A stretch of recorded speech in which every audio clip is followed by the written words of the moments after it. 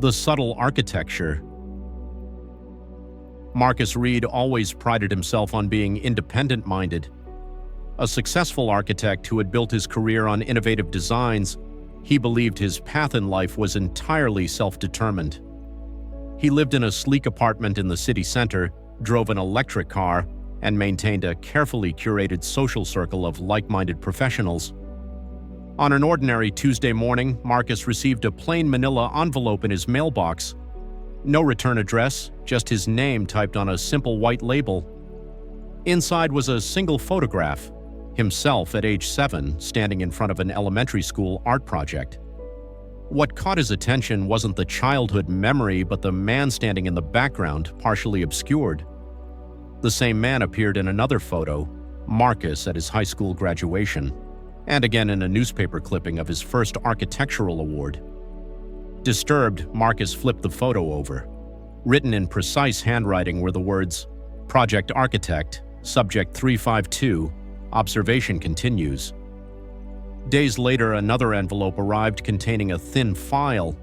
It detailed seemingly insignificant events throughout his life, the scholarship that directed him toward architecture instead of his original interest in environmental science, the chance meeting with his mentor, the rejection letter from a firm that would have taken his career in a different direction, even the traffic detour that led him to discover his favorite coffee shop where he met his ex-wife. Each event was marked as an adjustment by an organization called the Foundation for Societal Harmony. Their mission statement, printed on the first page, described architectural adjustment of individual life paths to create optimal social outcomes. Marcus felt sick. The carefully constructed scaffolding of his identity began to crumble. Had any choice been truly his? The scholarship he'd worked so hard for, had it been awarded on merit or by design? His architectural style, which he believed so original, was subtly shaped through manufactured encounters. He spent sleepless nights reviewing his life decisions, questioning every preference and passion. Did he truly love minimalist design, or was that preference implanted? Did he choose his friends, or were they selected for him? Marcus decided to rebel. He would act contrary to his established patterns. He sold his apartment, withdrew his savings, and began designing a series of revealing articles exposing the foundation, complete with the evidence he'd received. The night before he planned to release his exposé, a woman approached him at a bar. "They knew you would rebel," she said quietly. "It's part of the profile. Subject 352 has a 94% probability of resistance when presented with evidence of manipulation." "Who are you?" Marcus demanded. "Someone like you. I received my file 5 years ago." She slid a folder across the table. Inside were projections of his exact actions following his discovery, including his decision to rebel. "Your rebellion is as much a part of their architecture as your compliance was," she explained. "Some subjects are designed to rebel. It serves certain social functions." "If that's true," Marcus said, "then what choices do I actually have?" She smiled sadly. "That's the question, isn't it? Is a choice made in reaction to manipulation still a manipulation? If you continue your planned rebellion because it's what you genuinely want, are you following their design or exercising free will? If you abandon it only because they predicted it, aren't you still allowing them to determine your actions?" Marcus published his exposé the next day, but added a twist even he hadn't anticipated until the moment of submission. Rather than simply revealing the foundation, he invited others to share similar experiences, creating a network of those who had received their files. What emerged surprised everyone. Some files contradicted others. Some contained demonstrable falsehoods. Some people described receiving files with identical language but different life events.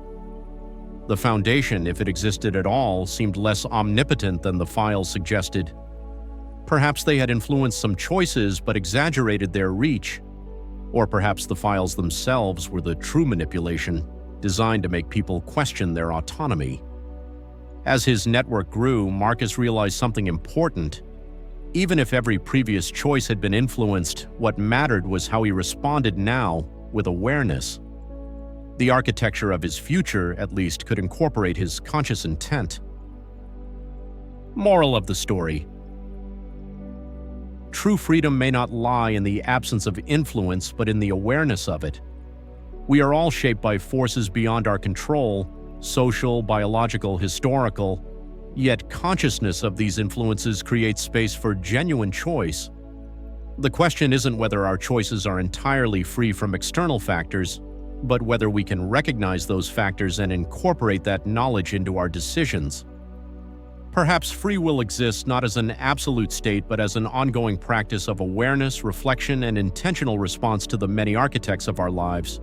The Subtle Architecture, Episode 1 of the Illusion of Choice series.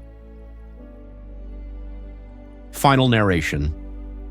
And so Marcus learned that true freedom isn't found in the absence of influence, but in the awareness of it.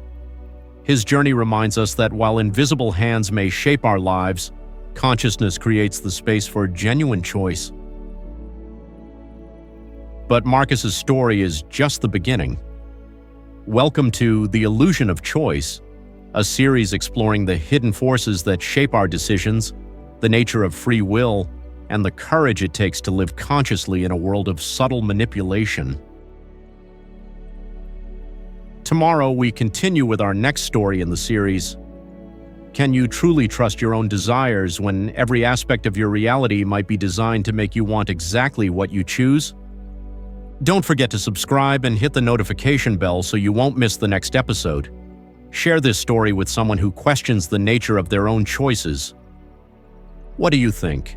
Are we truly free, or are we all subjects in some larger experiment? Leave your thoughts in the comments below. Join us tomorrow as we explore another corner of the maze. Until then, stay conscious, stay questioning, and remember, awareness might be the only architecture we can truly call our own.